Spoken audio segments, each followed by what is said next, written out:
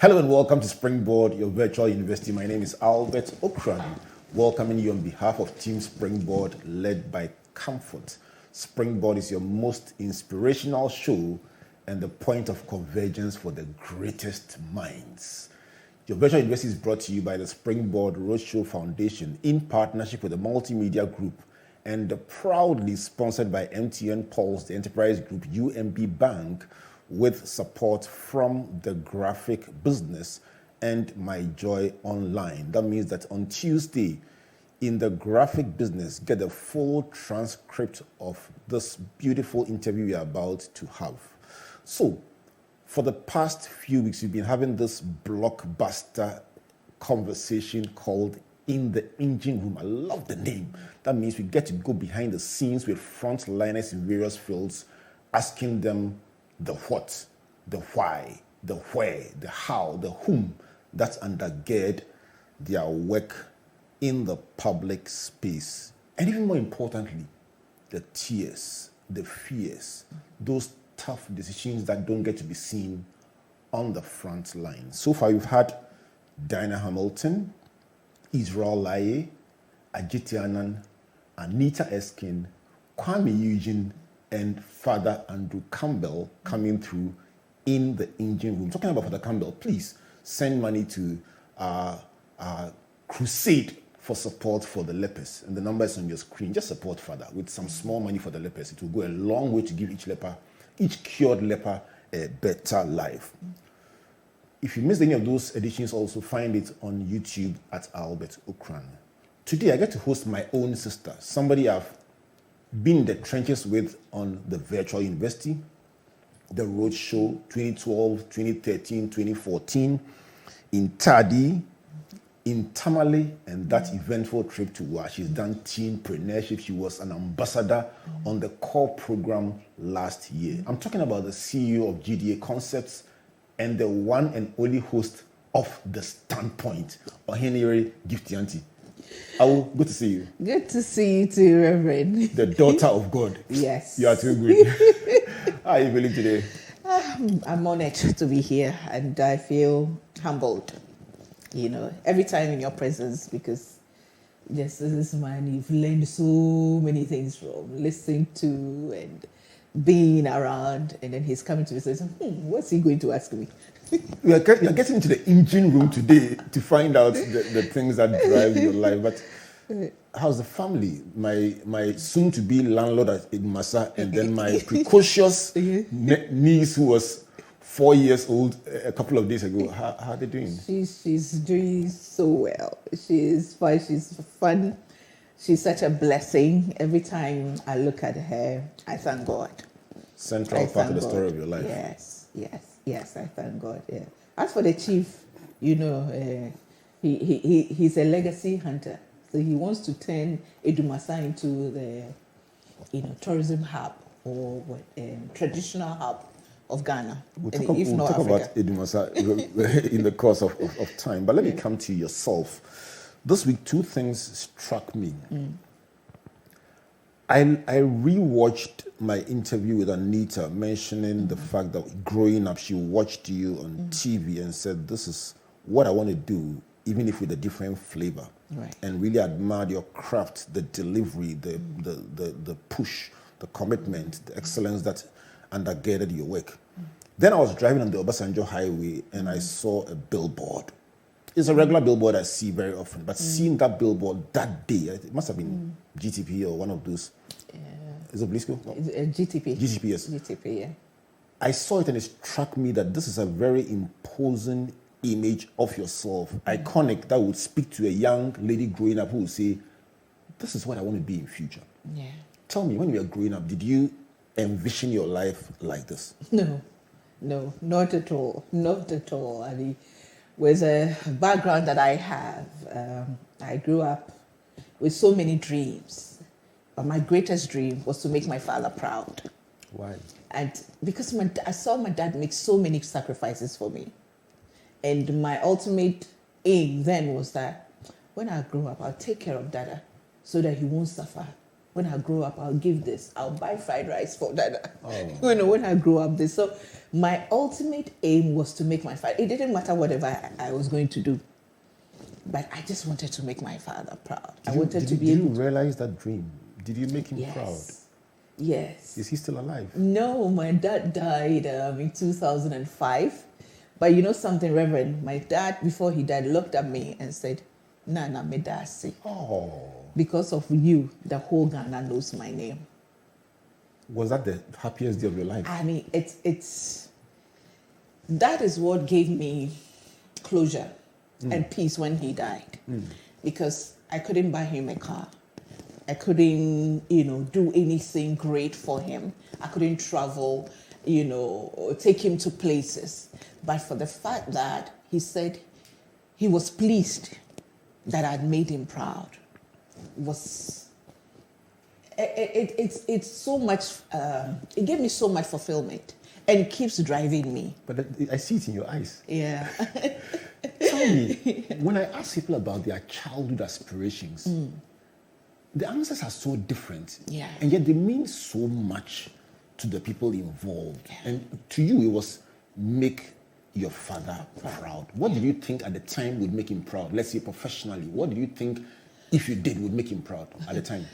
I'm not sure I knew what it was. It kept changing. And so I'll see then custom officers around those times, nicely dressed, driving cars, and I wanted to be a custom officer. Crazy. not a joke, but yes. the reason. The reason. And then I saw clearing agents, come in, now a honorable, I think we used to call him Brad Carlos.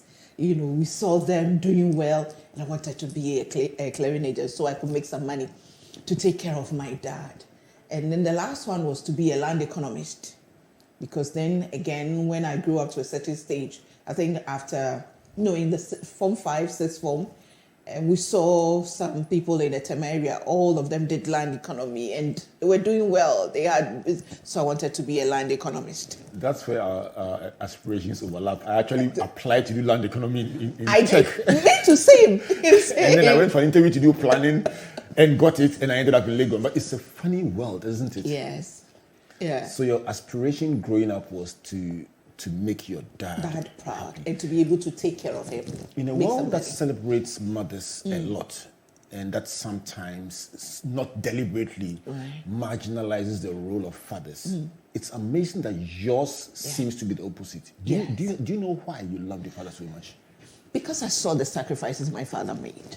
My father always drew me closer, would tell me stories. My father, I said, was born, he's a Gold Coast man, Gold Coast police officer, born 1916, went to the police force in 1945, Presbyterian trained, proud man. My father would eat fufu with fork and knife, with spoon. Yes, that's my father.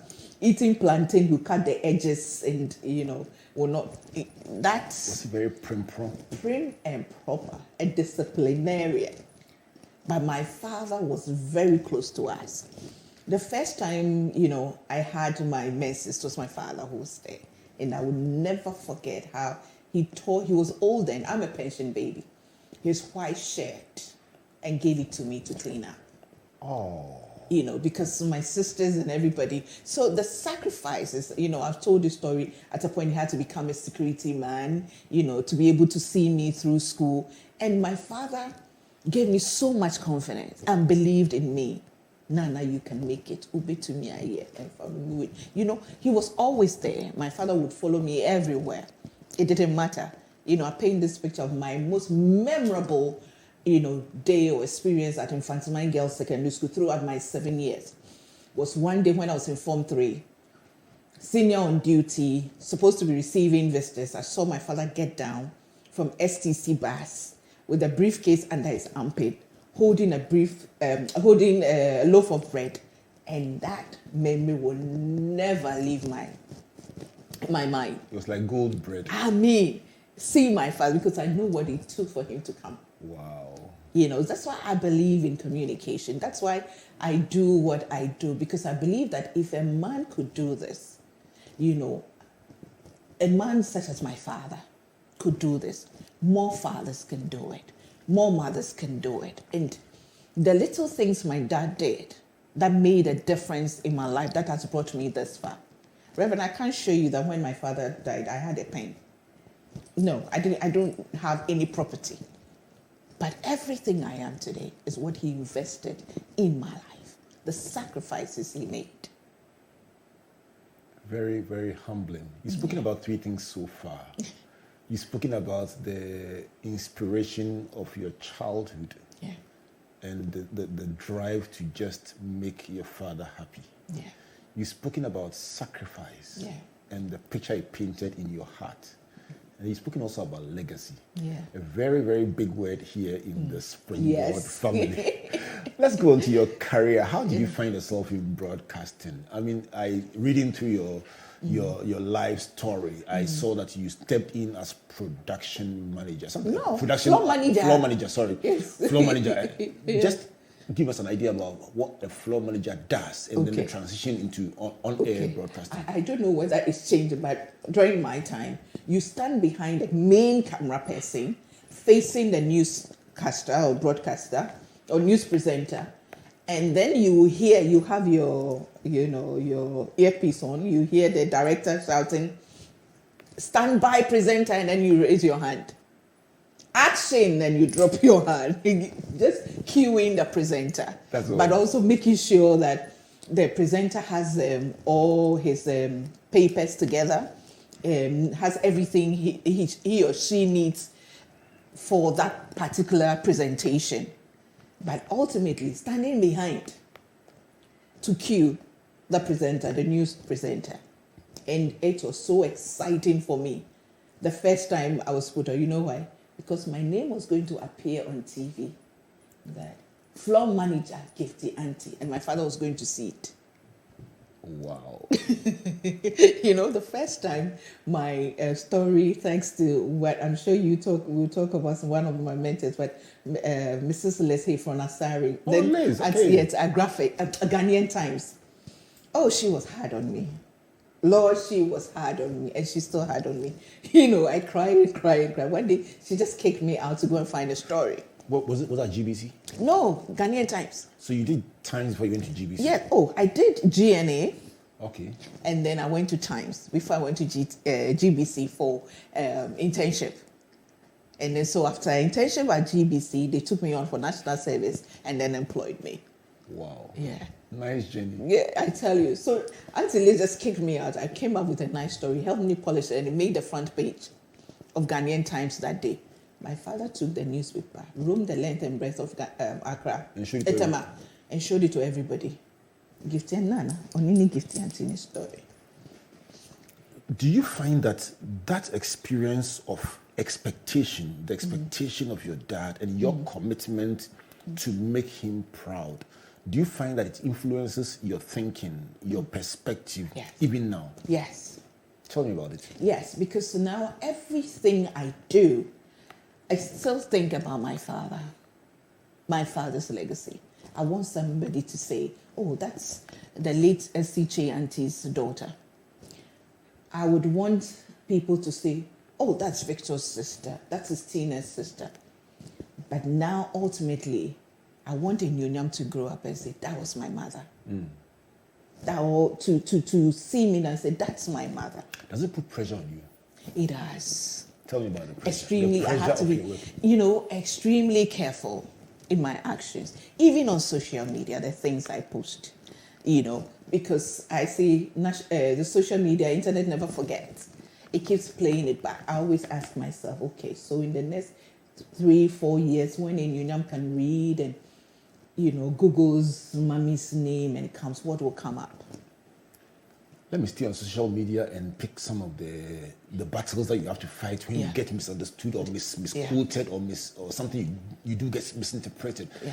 Tell me about having to sometimes take to social media to set the record straight, as it were. Yeah. It's so frustrating sometimes. Sometimes you write something out of the heart. And I write from my heart. I write when I'm motivated to. I'm not the person who always put a motivational quote on my page. Sometimes I'm putting jokes there, getting people to laugh or reposting other people's posts. But then when out of your heart you write, I remember recently, not too long ago, I wrote something. It was at dawn and I was up and I was just reflecting, looking at the sacrifices I've had to make because I have a child who is now growing up, 3 years then, and the things I have to let go because I have to make time. I have to make sure I get her to school by 1:15. I've closed for the day. I pick her up. I take her home. Continue to work from home. There are events I'm invited to. I can't go because I don't have a trusted person to. And I was just writing about that and encouraging mothers that, listen, we come to a stage in our lives when we have to make these sacrifices. But we should remember that it's a phase. It will get to a time these children will grow. These are big points. And we can get back on track. But then when we miss that point of being there for these children, guiding them, it's gone forever. We can't repay care. And you got a reaction? Oh, I had over 2,000 women sharing and saying, I thought I was the only one. I felt bad that I'm feeling this way. I felt terrible that I felt I'm a terrible mother by, thinking that I'm making too much sacrifices. Now it's good to know. And then a blogger picked it up. Headline: I'm fed up. I want to end it all. Gifty Anti vents. End it all? End it all. It's just beginning. And the people just were calling. They thought I had become suicidal. They thought I want to divorce. I mean, it was ridiculous. It's keeping quite difficult in such times. I'm asking. It is. I'm asking. It is. Tell me about it. It is so difficult. Sometimes you're so tempted to react. But the thing is, I've come to realize that most of the time, these people know what they're doing. They know what they're doing is wrong. They just want to trend. They just want to drive people to their blocks. At your expense. At your expense. So I just ignore it. I just tell myself that, listen, those who know it. But sometimes you need to set the record straight. So I go back to the same social media and say, listen, look at what somebody has done with what I posted here. Look at the twist that they've given it. Sometimes you need to react. Sometimes you just need to let it go. You said something I think I would like to explore a bit more, what your work entails and having to make these brutal adjustments. Right. But for somebody who watches a standpoint, which is your most public work, there's so much you do that people don't know, but standpoint is the one they get to see the most. Right. Behind the scenes, give us an idea about recording schedules, preparation, makeup, running around here and there, production, getting guests, cost, sponsorship. Give us an idea about the crazy behind the scenes. Reverend, 2 weeks ago, that was on the 31st of July, I recorded 5 programs on a Saturday. 5 programs at a go, having to change clothes. In and out. Different groups of people. And one program I had to do part 1 and 2 because I had these young ladies who are firstborns and they're sharing their experiences, and I realized that these ladies, it's too deep. They needed to vent. Ending it after 1 hour was not going to help them. I've had that experience before, so I can relate. So you just had to let them talk and vent till they can get everything out of them, even if after that you edit it to 1 hour, whatever it is. And how did you feel? I mean, doing all this and going through all this, It was tiring. It was tiring. It was heartbreaking. You have to combine everything emotionally, psychologically, physically, spiritually. You are sitting there and you are praying. You are praying for somebody. You are just, tell God, please help me to, please help this person to focus. And then before then, getting your panelists, your guest. Consider one thing I do, like you, I learned from you, once again, I make sure I get personal contact with every single person who comes on the show. Very important. Before a producer or assistant can take over, I make sure I make that personal for them to know that I cherish them. I'm not doing them a favor. They are coming to share to help us realize the dream. Exactly. Have you cried on set before? Oh, yes. This program that I'm talking about, I cried and cried and cried. This is a prophetic question. I cried and cried. Oh, yes, I cry sometimes somebody's relate. I mean, talking about something and I can relate. I can relate. This particular one, I mean, I just felt like, man, I have taken my big sister for granted for too long. You know, she's the first girl. And we put so much pressure on her. I didn't realize the sacrifices she had to make for our sake. So there's that emotional, regret and remembering certain things, and then you yourself putting yourself. Like they talk about ingratitude. How they felt taken for granted, and then remember you have been there too. Being there for other people, some family member, relatives, and you feel so taken for granted. You know what just struck me? You just hit it so close to home. Yeah. My big sister had to stop her education after Form 5 because there was absolutely no other way to start working to augment my mother's income, to look after my brother and myself. She had no choice at the time. So she truncated her education to look after us, work and look after us. So when she passed, regrettably, about a decade ago, my brother and I adopted her children and made them ours permanently. So close you wouldn't even know they're not biological. But that's the story behind it. This is real. Yeah, it's real. This is real. The sacrifices, These days I talk to people about, having in-law relationships, and I tell them that, listen, you don't know the sacrifices that have been made. So when a mother or a sister, of course, sometimes people go overboard. You need to take your time and find out what has gone, because people carry so many pains and, brokenness. And if not properly handled, they misapply it. Do you feel your life is about telling the other side of the story that's not known? Yes. That's what I don't know how I got here, because growing up, I've always been this person, because of my background. Well, there's nothing there, so I had to cover up, keeping up appearances, peer pressure, behave as if nothing. Then suddenly I'm this woman who likes to tell the story as it is, as real as it is. Recently, I started putting my exercises on social media. It's conveying a message that it is not easy, but you have to be consistent. You have to persist if that is what you want. And I tell people, it's because I want to be able to keep up with my little girl. One of my fears, you ask behind the scenes whether your nephew is coming. I wish. But sometimes I sit back and okay, I'm 51 going 52. And I've just turned 4 years. Calculate the age difference. How long working, years do I have? How are my resources? Would I be able to give her? If I should add another one now, of course I'm not God. God works in mysterious ways, but God has given us wisdom. You need to plan. You need to add, add and multiply and supply and do everything. Wow. So a lot of things go into it. But having a child at this late age is itself a story, a miracle, an example, a testimony. Yeah. Also a reminder that even if you didn't have, and so what? And so what? It's itself a story in itself. Yes. Do you find that sometimes people want to take your life away from you and live it the way they want to? Yes. Tell me about that. Yes. I mean,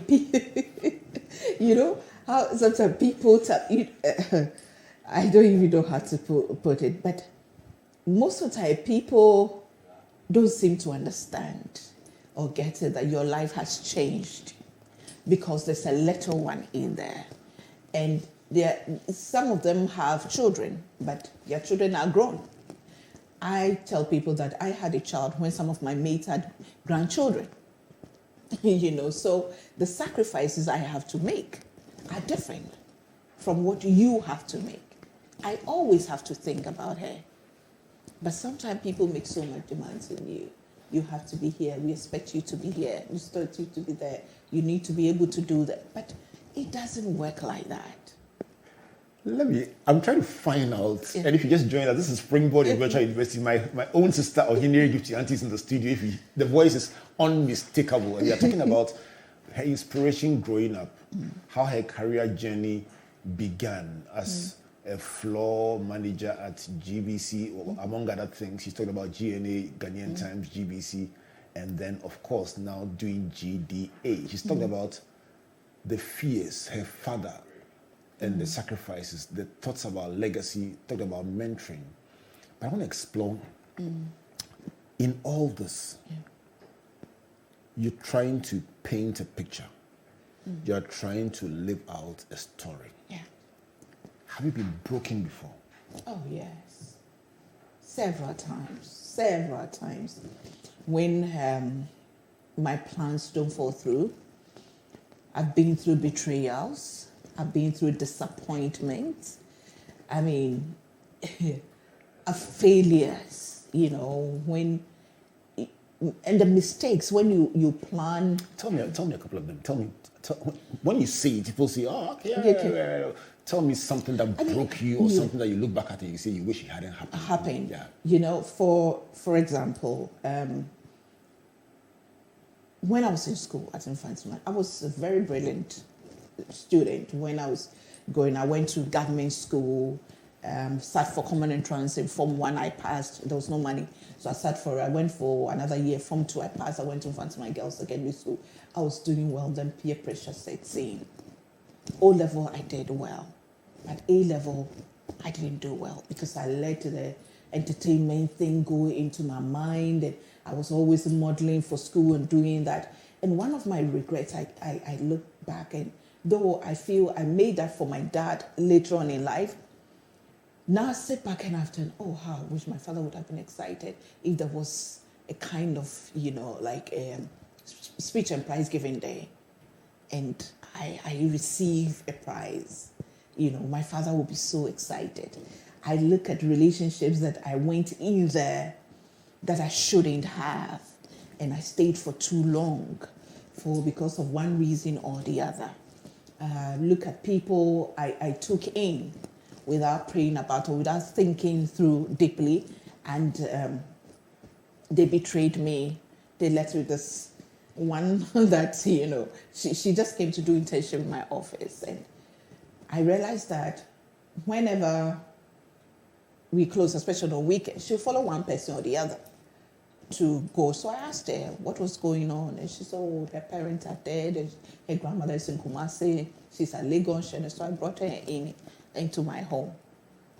And that girl could have easily killed me. Do you regret when you look back at such investments that have gone seemingly bad?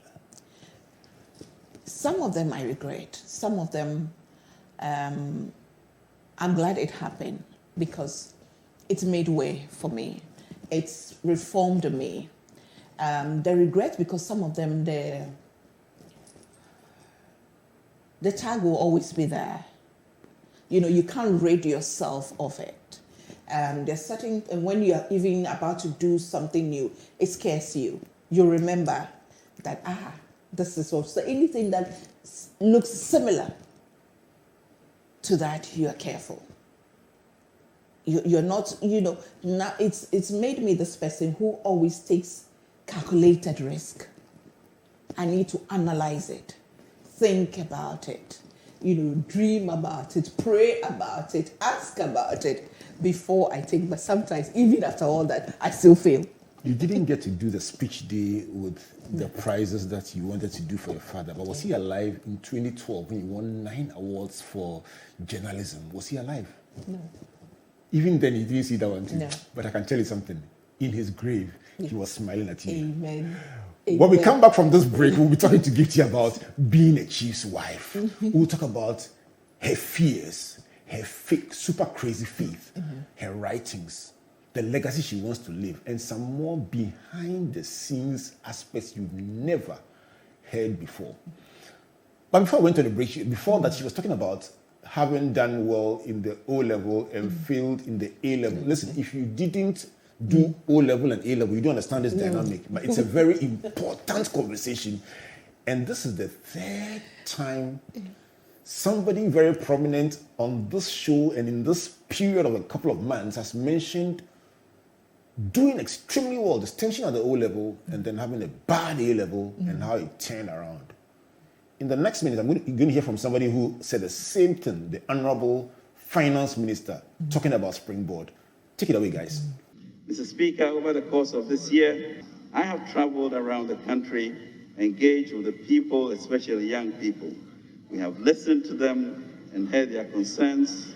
8 weeks ago, Mr. Speaker, I visited Tamale and Sunyani and interacted with thousands of young people. Also visited Chebi and Triapiase,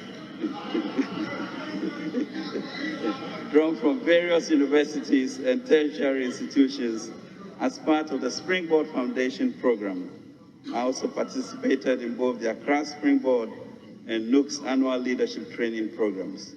These interventions, Mr. Speaker, provided me with yet another opportunity to experience at first hand the expectations and aspirations of our young people. We will work together to sensitize and connect the youth to the numerous opportunities being made available by government, including a strategy to create jobs and business opportunities for 1 million Ghanaian youth by 2024. So far, we've developed 5 new programs, including an exciting U-Bank program. Don't be left out. Download the Pulse app from the App Store or Play Store to mash up all day, every day. You can also enjoy more mashup. Just buy the new Mega Bundle and get 3 gigabytes data, extra 400 megabytes for your social apps, and free MTN to MTN calls every Monday. So go ahead, feel the pulse on MTN Pulse. Just be. We're good together. Everywhere you go.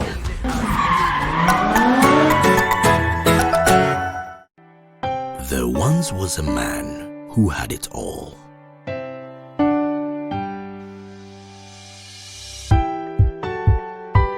He had skill, he had charisma.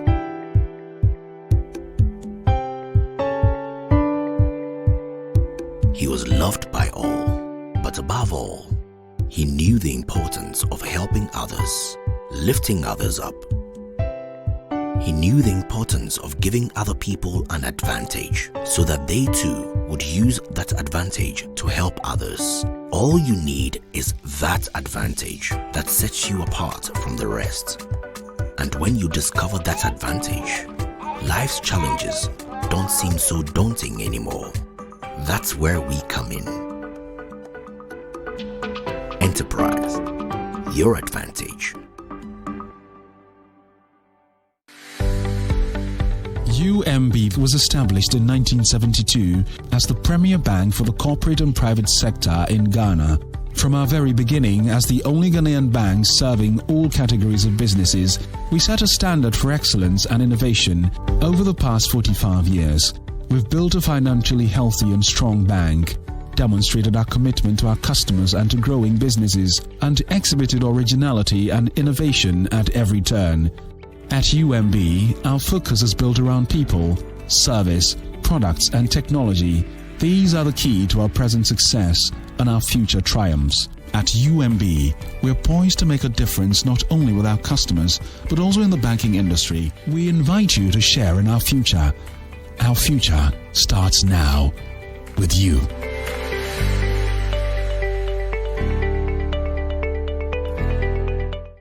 Welcome back to Springboard, your virtual university, and today we are in the engine room, the 7th edition of this absolutely unbelievable series, behind the scenes with frontliners in various fields. My guest for today, Oheneyere Gifty Anti, and just to say a big thank you to MTN Pulse, UMB Bank, and the Enterprise Group for sponsoring this intervention, and of course the Multimedia Group and the Graphic Communications Group for making this possible for you out there watching or listening at home.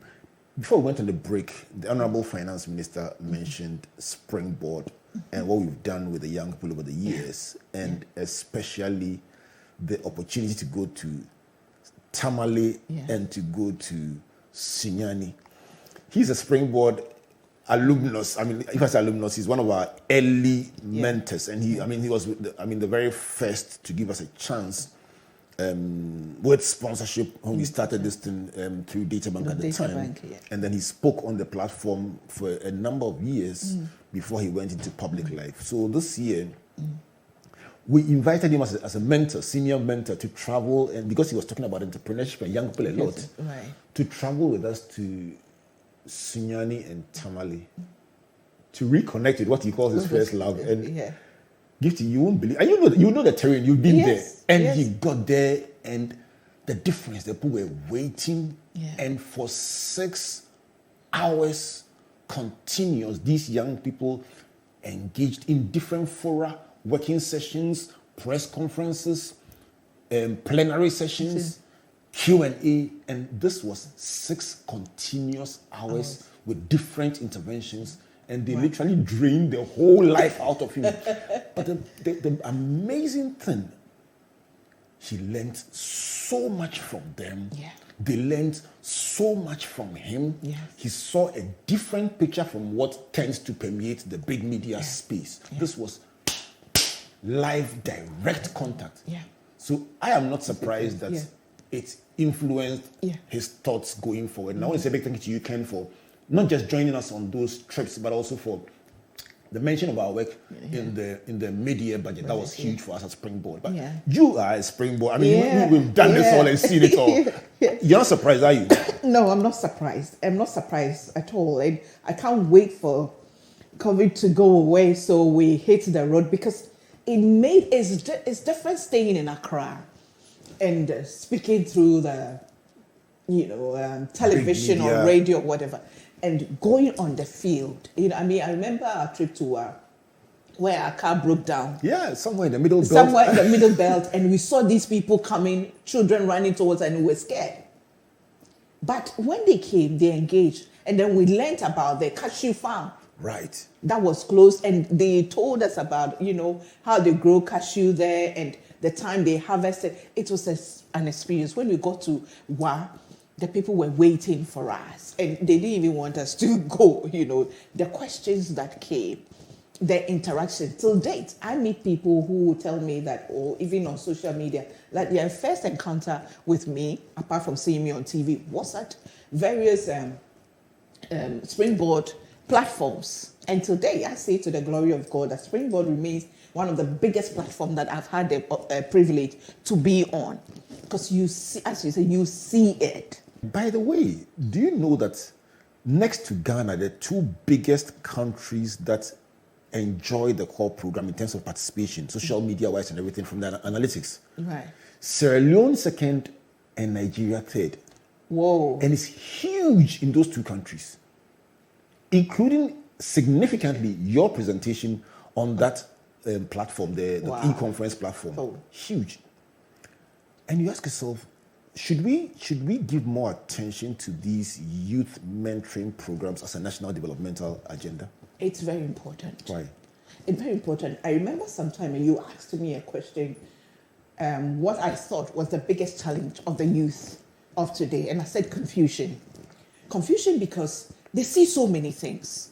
They have access to so many things. But we have very few people telling them the true stories. That life is a process. That we did not just get up to get here. That even those who were born with golden spoon in their mouth still have to work to sustain their businesses, to grow their businesses. It takes a lot of sacrifices. It takes sleepless nights. It takes hard work. It takes, watering whatever it is that you're growing. We need to guide them and to tell them, to prepare them. So we have too many people, young people, seeing Reverend Albert Ocran. Oh, I want to be like him. I also want to host. I want to be a national icon. I want to to receive the Millennium Excellence Award like him, like his wife, the 2 of them. But they don't know what exactly goes into in the engine room. In the engine room. Let me pick one engine room story I've been waiting to ask you about. You've done hawking and carpentry. Last week, Father Campbell blew us apart when you talked about being a laborer at a point and selling and getting, is it 6 shillings or 12 shillings or 10 shillings a week or something like that. Yeah. And everybody was like, wow. Tell me about hawking and carpentry. Tell me about it. Okay. Where's the mug? I still have the mug somewhere. Really? Yeah. A For scar? the hawking, yeah. Yeah. A that's scar. It's here. Yeah. Used to sell a soap called Touch Me. Don't Touch Me. Don't Touch Me. Those days it was full of acid. Yeah. Yeah. We used to hawk that. There was a lady who lived behind our house who used to make them. So my father would let us go for some. And then we'll go and hawk it, roam the length and breadth of Temaseli. At what stage in your life was that? Oh, I was 7, 8. So primary school? Primary school. Yeah. Temakonti, number 1 primary. We sold Guardian soap as well. As well as Don't Touch Me. Don't touch, as well as Don't Touch Me. Don't touch me. As curious as I am, I touched, and it touched my skin. It gave me the scar. Just wonder how you used to bath with that soap. Yeah. It is it's just amazing. And then the carpentry came after 6th form when I didn't get tech. And I was waiting to go to GIJ. And I was wondering how I was going to pay because my father was quite old then. He had done the, security work, the watchman thing. He sold, insurance door to door. He was getting weak. So I needed to work to be able to sustain myself and see myself through education. Then I met these 2 guys at Trade Fair. They used to make these wall hangers, David and Michael Maldima. I know them too well. We shared the same stand at the Trade Fair because I was the one making the wall hangings. Yes. And they were David, the Maldima, them were doing some other stuff. We shared the same stand at Grand Sales and all those trade fairs. I know them down well. And even at Walter Hall, we shared the same stand. Oh, I see. Yes. Yeah. So I met them and they decided to get me on to work with them. So what they were doing is they do the cutting. It is a workshop, carpentry shop around the Teshinungwa, Farm Milk, opposite the farm Milk depot. So I'll get down at Nungwa barrier and walk up to the place because there was no money. Then they will cut the artwork and then I will sandpaper it and then lacquer it. Sandpaper, those who don't know lacquer, the shiny, that one thing, the thing that makes them look shiny, lacquer it, and then they will do the sticking on. So we did that for close to a year before I went to GIJ. And even when I went to GIJ, for the first year, I was still doing it. So when I close, I go there to continue to earn some money, and then we'll hawk that as well. Sometimes we'll move from door to door to sell. Did your mates ever see you hawking? Oh, yes. How did it feel? Interesting. I don't remember anybody saying anything to my face, but I know there were a lot of things, said behind. They were laughing at me. But there's one thing about me, Reverend. Whatever I put my hands to, whatever I do, I make it look so attractive. So what, you're hawking with style or what? Hey, with swag. Hey! And yes, I'm get to work. I will make you buy it, and let it, make it seem as if it's the most classy thing to do.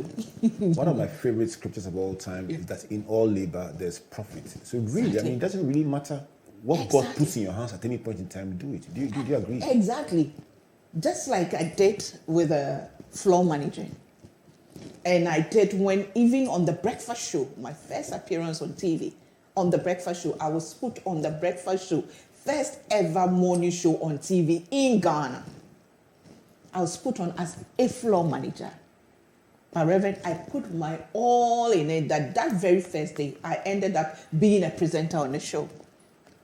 And that started my TV appearance journey to that. So the floor manager job, well delivered, opened the door for your TV appearance. In one of my, I talk about preparation, opportunity, and success. Because what is it that makes? I compare your story, Anita's story, and Israel's story, and there's just one strand that is so common in all of them. Yeah. You both started with background roles that you excelled in, and you both ended up, all three of you started with background roles, with the frontline role in mind, but with the background role that was executed so well, and then you ended up in the front line. What's the big lesson in it for those who are hustling, trying to look for the front? I always say that don't aim for fame. Let fame find you. Wherever you find yourself. And I mean, we've heard it, a journey of 1,000 miles starts with, just one step. It doesn't matter where you find yourself. You don't know who is watching you. So do everything you are given with every passion and diligence and commitment. It doesn't matter what it is. You know what you want to get. You know where you are going. You know what you want to aim at. Every step of the journey is a learning process that you have to learn something. Are you still learning? Oh, I'm still learning a lot. Tell me the latest. I'm learning to be a wife. I'm learning to be a mother. I'm learning to be a leader. Tell me about being a chief's wife. I mean, I've known you all for years, so I noticed when you added Oheneyere to your name, and it raised a lot of eyebrows. But it has been accepted now as your brand. But I'm interested in the nuances of Oheneyereship. Yeah, Oheneyereship. It's a course. I tell you, it's a course, a whole course on its own. Has it changed your life? It has. Tell me about it. It has changed my life. It's made me more tolerant, more accommodating. I'm that person that used to love my space. When I'm in my home, my private space, my enclosure. That's it. I'm public. Yes, we are out there doing that.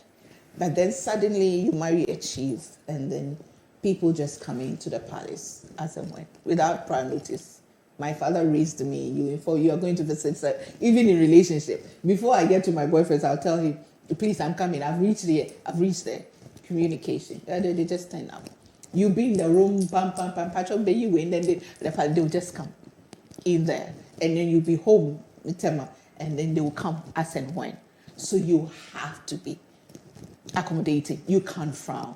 You have to serve the people, because as a Oheneyere, you are the mother of the town. So everybody is your child. I remember when I was getting married, they said, your pot has to be bigger. I didn't get it. So you sometimes cook and then yes. people come and eat all the food? Every time I go to Edumasa. Every time. What does it mean? They come and eat all the food and they're happy? Yes, they will eat, the elderly people will come and eat, the children will come as soon as they see that the young men and young ladies who help in the palace work, they will come and you cook. Every time there, last weekend was Akwesidae. I had to go there. I had to cook. Doesn't it disrupt your life? It does. But now I'm learning to incorporate that into my life, for a long time. So I don't used to go there often, especially during Akwesidae. And then a few weeks to Akwesidae, that's the last weekend, the Paramount Queen mother just calls me. They said, you go and, serve. So you have to go. And one of the I keep telling Nana, one of the biggest things I've had to sacrifice for being a chief's wife was crossing my legs. Tell me about it. I loved crossing my legs. Oh, even in my sleep, I would cross my leg. But now you can do that, sitting in front of the chief, sitting in front of the elders, because it is translated as bad body language. I don't even know whatever that means, but it's not, acceptable. It's not a sign of respect to the chiefs and the queen mothers and then the elders. Giving that up doesn't take anything away from me as a person. It doesn't demean me. It doesn't hurt me. So anything that, if it will bring peace and, harmony and respect among us, fine. I had a very interesting experience. My public speaking book and life. One of the things that has marked my public speaking was cultural awareness. Yeah. I spoke at New Ebrim, and I'd gone there the year before and done extremely well, in my opinion. But the Ochami said to me, last year was nice, but you kept holding the microphone with your right hand and gesturing with your left, which is culturally unacceptable. So he says, this year, hold the mic with your left. You can then gesture with your right, and if you make a mistake and swap, I'll be next to the chief and I'll swap my hand to remind you to reverse it. And he sat next to the chief the whole period. And anytime, naturally, the mic moved to the right, he will swap his hand like this, meaning mic to the left, gesturing on the right. After that, I said a big thank you to him because he said if I didn't listen to him, no one would have listened in the audience. Yes, because so you can say you don't. Exactly. Yeah, you can say, listen, it is my space, it is my mic. But then, what use is a speech without an audience? Yeah. Do you think that culturally we should be more appreciative of cultural nuances and cultural traditional beliefs, values that carry a message? Do you think we should spend more time being aware? Reverend. Yes, Reverend. You know, in my book, A Bit of Me, I write a whole chapter on when society dictates. There are certain positions you find yourself in. My husband used to love pork, but... Pork as in preconam. Preconam. But when he became a chief, he has to stop eating it. Why? Because culturally, it's seen as a taboo. There's a history to it that, you know, during the days of whatever it is, you know, there was an issue. And so it's a taboo. They don't eat it. I have also learned so many things. But you see, our culture and our tradition is what sets us apart. That is what makes us Ghanaians. That is what makes us Fantis, Gamas, Airways, Dagombes. God, in his own wisdom, allowed us to be born into these. The Israelites have their own cultures and traditions, the way they dress, the food they eat. Talking about dress now, I really like it. I like your shoes. I didn't want to change it. They look so great. Yes, you didn't want me to change it. Yeah. Those ones, and then the bracelets, beads, the beads. You know, and the funny thing is, I've always loved these things. I didn't know, because my father was a true traditional man. My father was supposed to be a chief in Quantanine, but he said he was too old. So his nephew took that, you know. So my father probably married a chief to make your father happy. Maybe unconsciously. Of course, let me greet my dear friend and brother Nana Nsakal. The fourth, is that correct? The fourth, yes, Nana Nsakal. Yes, thank you for being who you are, and thanks for being on the show the last time as we broke down Ghana from the various perspectives. With Prof now, Vice Chancellor. Yes, Vice Chancellor. And congratulations to Prof. Yes, the first female Vice Chancellor of the University of Ghana. You know, it's interesting that somebody drew my attention this week. It's been the trending news this week that the University of Ghana now has female leaders across the Vice Chancellor, the chairperson, my friend, the registrar, the head of Noguchi, and who are listing the number of ladies in leadership. And I spoke with Professor Dolphin about it quite a while ago, and I was saying to her, maybe they broke the glass ceiling and now many others can find the space. Let's end on the note of women, your favorite subject. Let's close with your thoughts for women as we explore leadership for women and the breakthroughs that we are seeing in terms of empowering women, creating space, now being able to celebrate one institution with women leaders across board, which is great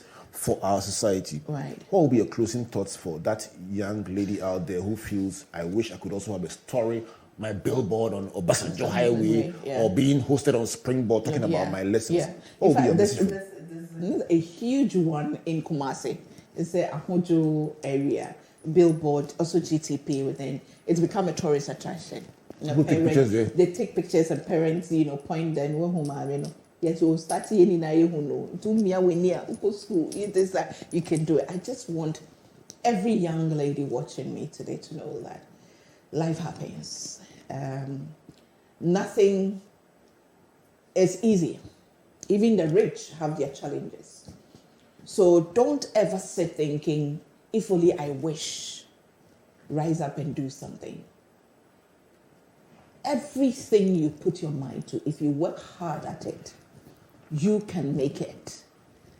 A lot of women have done it.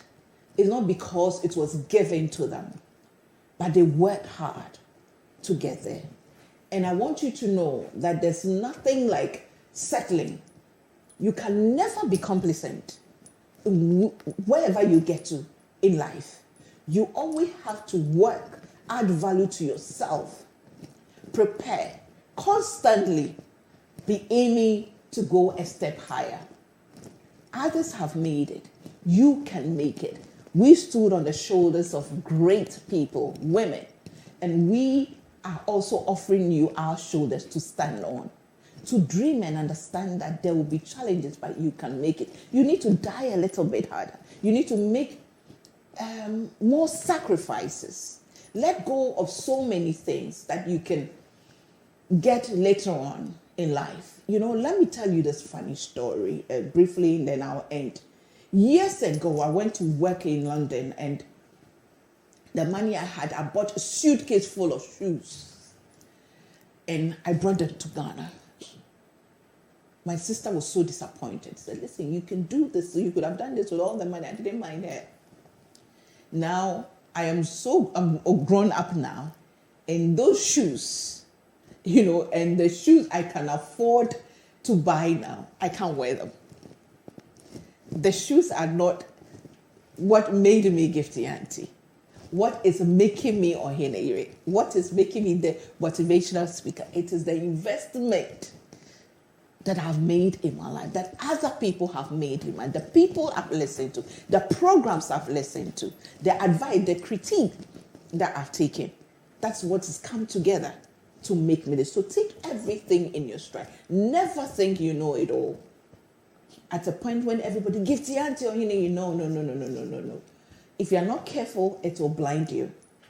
And my father taught me something. There's something called the curse of stardom. He said, when you're busy messing up, somebody's busy warming up to take over. What a note on which to wrap up. When you are busy messing up, somebody is busy warming up to take over. You know what? You started with your father and beautifully and rightly ended with your father.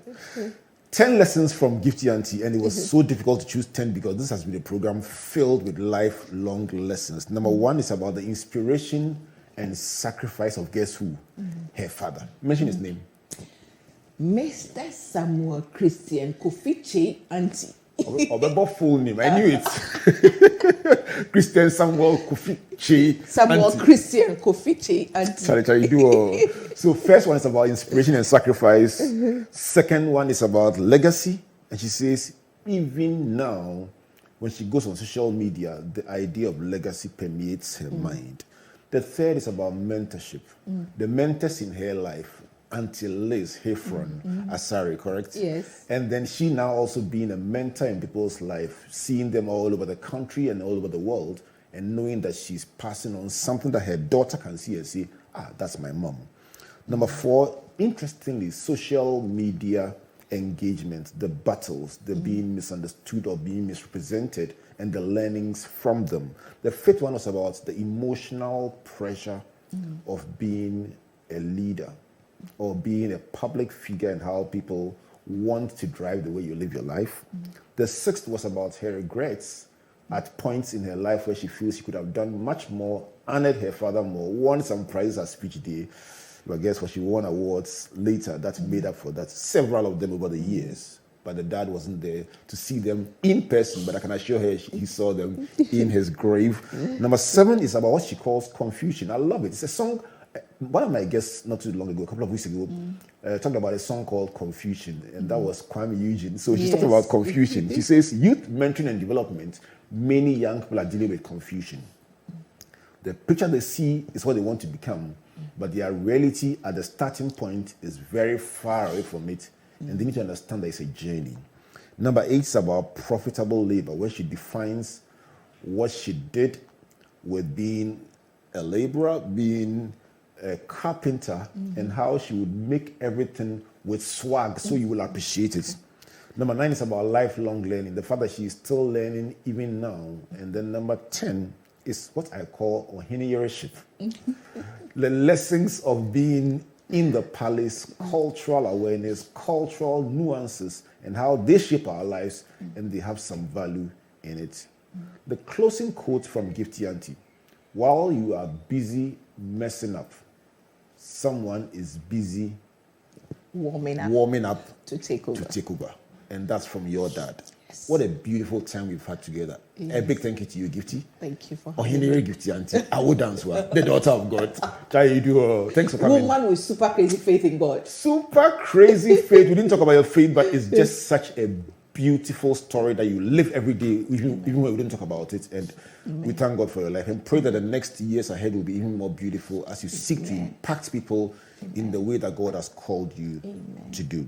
Amen. A big thank you to MTN Pulse, the Enterprise Group, UMB Bank, and of course the Multimedia Group and the Graphic Communications Group, and to the team at GDA Concepts for standing with you, Gifty, in all this and on this journey. May God bless them as well. So on behalf of Team Springboard, my name is Albert Ocran, saying God bless you, God bless you, and God bless you.